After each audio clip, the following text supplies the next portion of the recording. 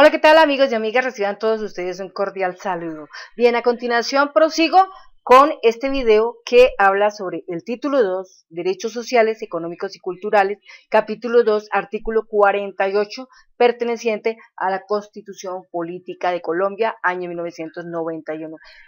Veo con interés y bastante que es el artículo más extenso que se tiene dentro de este capítulo 2. Y este está definido en todo lo relacionado con la seguridad social. Vamos a hablar de ese artículo 48. Pido, eso sí, excusas a las personas que de pronto les moleste que uno se extienda tanto en un video. Los que lo quieran conocer, bienvenidos, aquí están invitados para poder enterarse, conocer a lleno ese artículo 48 y pues en cierta manera poner a mover ese motor de interés y de conocimiento, porque hay una cosa que siempre a la gente se nos presenta, ¿no es cierto? Y son las frustraciones, ¿no es cierto? Las frustraciones muchas veces cuando se llegan son las que finalmente nos dan el paso al camino de la inteligencia. Eso es lo que yo he aprendido. Cuando uno está frustrado, cuando uno dice, yo no entiendo, cuando uno dice, no comprendo esto, pero bien, en la medida en que yo vaya avanzando iremos contando detalles de qué es lo que podamos entender respecto a este artículo 48, muy interesante por cierto. Vamos entonces a empezar. Definido así, la seguridad social es un servicio público de carácter obligatorio que se prestará bajo la dirección, coordinación y control del Estado en sujeción a los principios de eficiencia, universalidad y solidaridad en los términos que establezca la ley. Se garantiza a todos los habitantes el derecho irrenunciable a la seguridad social. El Estado, con la participación de los particulares, ampliará progresivamente la cobertura de la seguridad social que comprenderá la prestación de los servicios en la forma que determine la ley. Buah. Seguimos. La seguridad social podrá ser prestada por entidades públicas o privadas, de conformidad con la ley. No se podrán destinar ni utilizar los recursos de las instituciones de la seguridad social para fines diferentes a ella. Ahí hay algo interesante que después vamos a hablar. La ley definirá los medios para que los recursos destinados a pensiones mantengan su poder adquisitivo constante. Ese es otro punto también que después vamos a hablar. Acto Legislativo 01 del 2005, artículo 1. Se adicionan los siguientes incisos y parágrafos al artículo 48 de la Constitución Política. El Estado garantizará los derechos, la sostenibilidad financiera del sistema pensional, respetará los derechos adquiridos con arreglo a la ley y asumirá el pago de la deuda pensional que de acuerdo con la ley esté a su cargo. Me suena que esa parte está empezando a dilatarse y a volverse muy frágil, porque no nos están respetando los derechos, empezando porque está buscando este gobierno establecer la expropiación a la pensión, en especial a esas personas que no alcanzaron a completar con su pensión, es decir, muchas personas no completan su pensión porque sencillamente no tienen dinero con qué pagar eso, no tienen empleo y como consiguiente a eso no tienen cómo pagar la seguridad social. Aún así, si una persona se enferma, pues bueno, por lo menos bendito sea Dios, tiene derecho a esa parte y esa parte el Estado la sostiene. Pero lo que sí me parece inaudito y bastante irregular es que se nos pisoteen los derechos en función a las pensiones, sobre todo las personas que por alguna razón de esta vida, por falta del trabajo, no pudimos completar el monto de las semanas que por ley uno debe cotizar según la ley 100, que son aproximadamente, son 1.300 semanas. Muchas personas solamente alcanzaron a cubrir 400 semanas, otros 700, en fin, pero ni siquiera han llegado a esa edad para pensionarse. Ahora, en estos días, corre ese concepto del Plan Nacional de Desarrollo en el artículo 117, donde lo han debatido tanto y ha habido tanta polémica al cuento. Entonces, ahí, ese punto está siendo pisado. Bueno, vamos a seguir. Las leyes en materia pensional que se expidan con posterioridad a la entrada en vigencia de este acto legislativo deberán asegurar la sostenibilidad financiera de lo establecido en ellas. Hombre, eso es importante que haya ese sostenimiento, ¿no? Porque si no lo hay, pues terrible. Muchas personas que ahorita no tienen empleo, ¿qué va a hacer de esas personas que no tienen empleo? ¿Cómo van a poder cubrir esa seguridad social? Punto aparte, sin perjuicio de los descuentos, deducciones y embargos a pensiones ordenados de acuerdo con la ley, por ningún motivo podrá dejarse de pagar, congelarse o reducirse el valor de la mesada de las pensiones reconocidas conforme a derecho. Bueno, pero sin embargo siguen jugando porque están implantando impuestos que muchas veces uno dice, ¿por qué? Los pensionados, en vez de tener una estabilidad, lo que hacen es desestabilizar. Es decir, bajan y bajan hasta el punto de poder quitar. Si me equivoco, revisemos un poco más a fondo, en detalle, todo lo que está pasando con el sistema de las pensiones. Y algo que nos motiva para poderlo hacer es este artículo 48 de la Constitución. Punto. Para adquirir el derecho a la pensión será necesario cumplir con la edad, el tiempo de servicio, las semanas de cotización o el capital necesario, así como las demás condiciones que señala la ley, sin perjuicio de lo dispuesto para las pensiones de invalidez y sobrevivencia. Esperemos que este gobierno nos respete eso y no les dé por empezar a cambiar más cosas de las que ya han cambiado. Si tal vez veo es que con el tiempo, a través del futuro, se ve que quisieran que una persona que estuviera ya próxima a jubilarse, no siquiera tuviera ese derecho. Todas las personas que se jubilan, pues obviamente no hay ninguna que llegue a jubilarse estando joven. Todos llegan a una tercera edad, la mayoría. Entonces, mi pregunta es, ¿por qué pasan por encima el artículo 47, el artículo 46, perdón, que tiene que ver con respecto a la tercera edad, ¿sí? El artículo 46. Entonces, ahí tenemos ese punto interesante para poder debatir. Bien, los requisitos y beneficios para adquirir el derecho a una pensión de invalidez o de sobrevivencia serán los establecidos por las leyes del Sistema General de Pensiones. En materia pensional se respetarán todos los derechos adquiridos. Los requisitos y beneficios pensionales para todas las personas, incluidos los de pensión de vejez por actividades de alto riesgo, serán los establecidos en las leyes del Sistema General de Pensiones. No podrá dictarse disposición o invocarse acuerdo alguno para apartarse de lo allí establecido. Para la liquidación de las pensiones, solo se tendrán en cuenta los factores sobre los cuales cada persona hubiera efectuado las cotizaciones. Ninguna pensión podrá ser inferior al salario mínimo legal mensual vigente.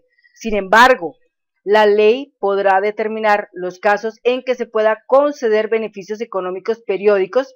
Beneficio económico periódico. Me suena como beneficio económico periódico, eso que están intentando conectar con el artículo 117 del Plan Nacional de Desarrollo, que dice inferiores al salario mínimo a personas de escasos recursos que no cumplan con las condiciones requeridas para tener derecho a una pensión. De hecho, en lo que yo he escuchado, 40,000 pesos mensuales, pues eso no alcanza, eso es una cantidad irrisoria que la verdad, no sé, la gente tiene que pensar muy bien lo que está pasando ahí. Bien, sigo. A partir de la vigencia del presente acto legislativo, no habrá regímenes especiales ni exceptuados sin perjuicio de lo aplicable a la fuerza pública, al presidente de la República y a lo establecido en los parágrafos del presente artículo. Las personas cuyo derecho a la pensión se cause a partir de la vigencia del presente acto legislativo no podrán recibir más de 13 mesadas pensionales al año. Se entiende que la pensión se causa cuando se cumplen todos los requisitos para acceder a ella, aun cuando no se hubiese efectuado el reconocimiento. Seguimos. La ley establecerá un procedimiento breve para la revisión de las pensiones reconocidas con abuso del derecho o sin el cumplimiento de los requisitos establecidos en la ley o en las convenciones y laudos arbitrales válidamente celebrados. Parágrafo 1. A partir del 31 de julio del año 2010, no podrá causarse pensiones superiores a 25 salarios mínimos legales mensuales vigentes con cargo a recursos de naturaleza pública. Seguimos. Parágrafo 2. A partir de la vigencia del presente acto legislativo no podrán establecerse en pactos, convenciones colectivas de trabajo, laudos o acto jurídico alguno condiciones pensionales diferentes a las establecidas en las leyes del Sistema General de Pensiones. Parágrafo transitorio 1. El régimen pensional de los docentes nacionales, nacionalizados y territoriales vinculados al servicio público educativo oficial en el establecido para el magisterio en las disposiciones legales vigentes con anterioridad a la entrada en vigencia de la Ley 812 del 2003 y lo preceptuado en el artículo 81 de esta. Los docentes que se hayan vinculado o se vinculen a partir de la vigencia de la citada ley tendrán los derechos de prima media establecidos en las leyes del Sistema General de Pensiones en los términos del artículo 81 de la Ley 812 del 2003. Parágrafo transitorio 2. Sin perjuicio de los derechos adquiridos, el régimen aplicable a los miembros de la fuerza pública y el presidente de la República, y lo establecido en los parágrafos del presente artículo, la vigencia de los regímenes pensionales especiales, los exceptuados, así como cualquier otro distinto al establecido de manera permanente en las leyes del Sistema General de Pensiones, expirará el 31 de julio del año 2010. Parágrafo transitorio 3. Las reglas de carácter pensional que rigen a la fecha de vigencia de este acto legislativo contenidas en pactos, convenciones colectivas de trabajo, laudos o acuerdos válidamente celebrados se mantendrán por el término inicialmente estipulado.